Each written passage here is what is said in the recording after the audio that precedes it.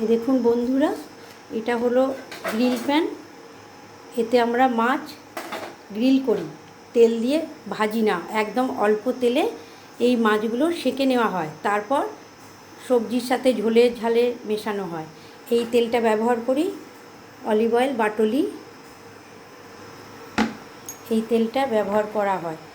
পরিমাণ হচ্ছে দেখুন কতটা দেওয়া হচ্ছে, বাস এইটুকু তেলের মধ্যেই সেঁকা হবে মাছগুলো। এবার এটাকে এই প্রসেসে করা হয়।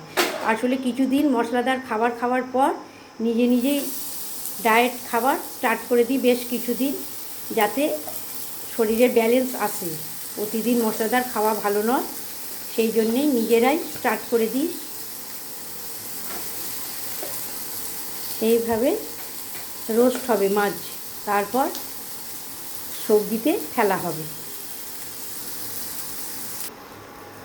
দেখুন বন্ধুরা, এইভাবে মাছটা রোস্ট হচ্ছে। দেখুন কোনো তেলে ছাঁকা হচ্ছে না, কম হাফ চামচ কি 1 চামচও নয়, অল্প তেলে এগুলো কিভাবে রোস্ট হচ্ছে দেখুন। একটু পরে এগুলো হালকা তেলেই রসা বানিয়ে ডোবানো হবে, ফোটানো হবে, সেটাও দেখাবো আপনাদের ভিডিও করে। দেখুন বন্ধুরা, এইভাবে মাছ কমপ্লিট হয়ে গেছে। গ্যাস বন্ধ করে দেওয়া হয়েছে, অফ করে দেওয়া হয়েছে। এবার এখানে কড়াই চাপানো হয়েছে। কতটুকু তেলে এই যে সাদা সর্ষে, টমেটো, মানে ইয়েলো সর্ষে, টমেটো, কাঁচা লঙ্কা, পেঁয়াজ সব একসাথে পেস্ট করা আছে।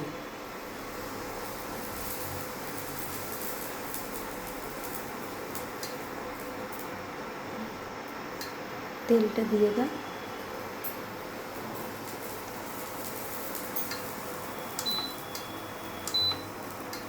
তেলের পরিমাণটা দেখুন, ওই সেম ওইটুকুই অলিভ অয়েল দেওয়া হবে, এতেও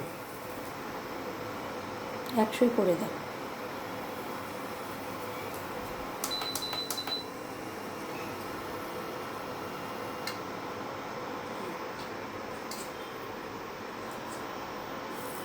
দেখে নিন বন্ধুরা কতটুকু তেল দেওয়া হয়েছে।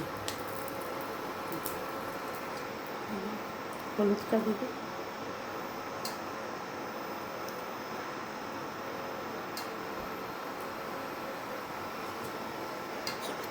হলুদটা আগে না দিলে তিতো হয়ে যাবে না।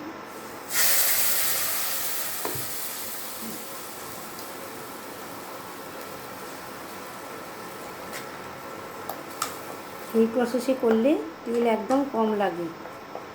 একসাথে ওই জন্য পিষে নেওয়া হয়েছে, যাতে তেলটা অ্যাবজর্ব না করে নেয়, পেঁয়াজ লঙ্কা যাতে অ্যাবজর্ব না করে, একসাথে পিষে দেওয়া হয়েছে তেলের মধ্যে মশলাটা।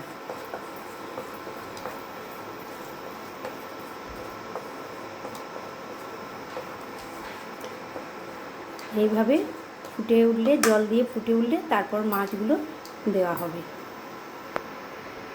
ঠিক আছে বন্ধুরা, ভালো লাগলে লাইক, কমেন্ট, শেয়ার করে দেবেন।